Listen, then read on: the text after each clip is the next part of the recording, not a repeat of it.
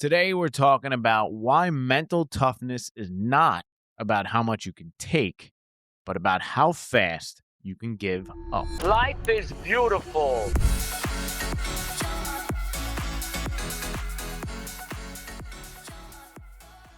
So the funniest thing happened the other day. If you are listening to this podcast, I'm going to assume that you know the name Lewis House and you know the podcast School of Greatness. He's been doing it for many, many years, one of the biggest interview podcasts in the world.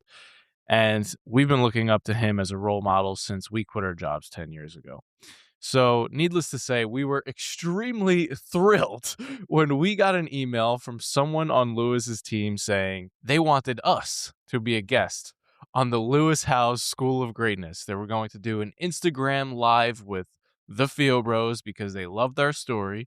And not only that, we were going to sponsor this episode with an advertisement from Wayfair. So Nick and I were going to get paid $2,000 to go on the School of Greatness and get this amazing exposure. We were so pumped. We called our parents, we called our wives, let them know the great news. This was one of the coolest things that has happened in our Fio Bros journey so far. And as I'm emailing the guy back to say, of course, this sounds amazing. Let's get this thing scheduled. Right before I did, I said, you know what? Let me just put my email into Claude, the AI chatbot, to make sure that, there's no typos. I just want to make sure this all looks legit. So Claude responds, here's your email, but hold on a second in all caps. Pump the brakes. This is a scam. Make sure you check the email address that it's being sent from.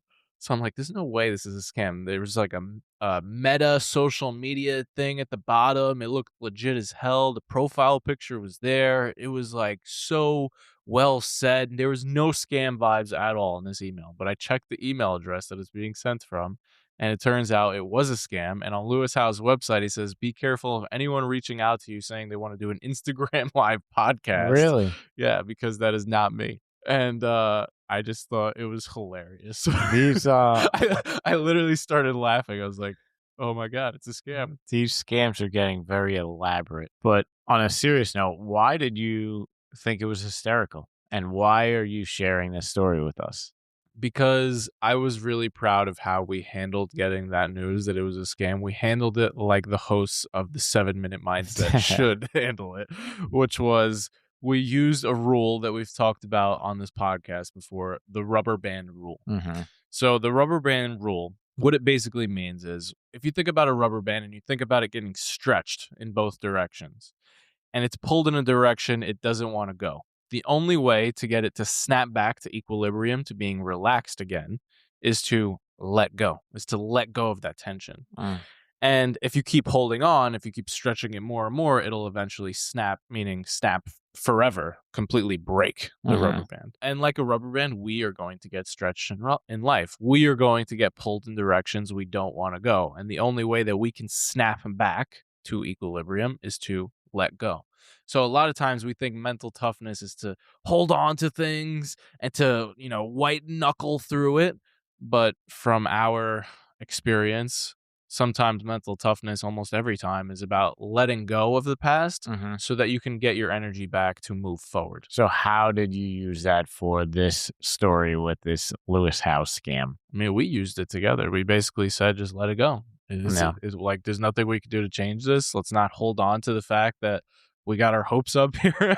And that was another lesson. We didn't really get our hopes up too high, but that's a lesson for another episode. No, I want to double tap that because that's something when I saw you prep this episode with this whole experience, it reminded me back to our meditation 10-day retreat. And one of the most important things we learned on that retreat was this concept of equanimity, something I had never heard of before going to the retreat, but it was basically always keeping a level head. So when we got that news that, we were going to be on the Lewis House show, I remember being excited, being happy, but it wasn't like we were jumping for joy and high-fiving in this office. This is the one thing right? that's going to change. We were just still focused on, okay, this is awesome, but now we got to get back to work and keep doing the process.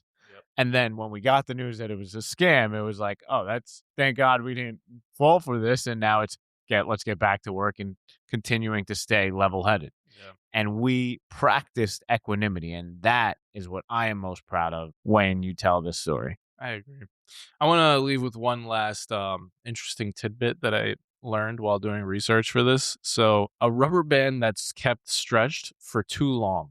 So, Mhm. when we are under chronic stress, when we are holding on for extended periods of time and not letting go, the rubber band itself goes under what engineers call stress relaxation, which sounds like counterintuitive, but it basically means that that rubber band permanently loses its elasticity and Mhm. can never fully snap back, Mm. which I thought was really interesting. You know, when Yeah. you like keep a rubber band Yeah, it's stretched and then it gets all flimsy and yeah. it's like it loses its ability to even be a rubber band. Yeah, for sure. It's like even clothing, right? When you stretch out clothing and then it doesn't go back to. Yep.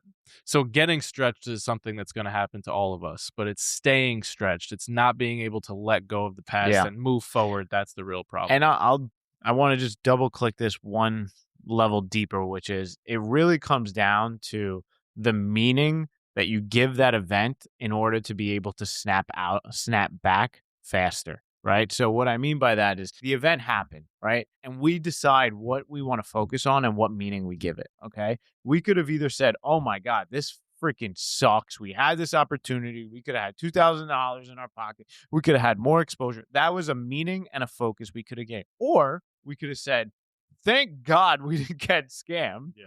And thank God we didn't fall for this. Right? Right. That was a different focus and different meaning. And that allowed us to snap back way quicker because we focused on something that was more empowering for us. Love that. All right, so let's wrap this up with a call to action. I think the call to action is to be like a rubber band. Use the rubber band rule at some point today. Don't dwell on any wrong things or quote unquote bad things or things that don't go according to your plan. Just let go of the past because you can't control it. Snap back to equilibrium, and that will get your brain calm enough to do what you actually need to do in order to move forward. Yeah. All right. Thanks for hanging out with us. We love you. Peace.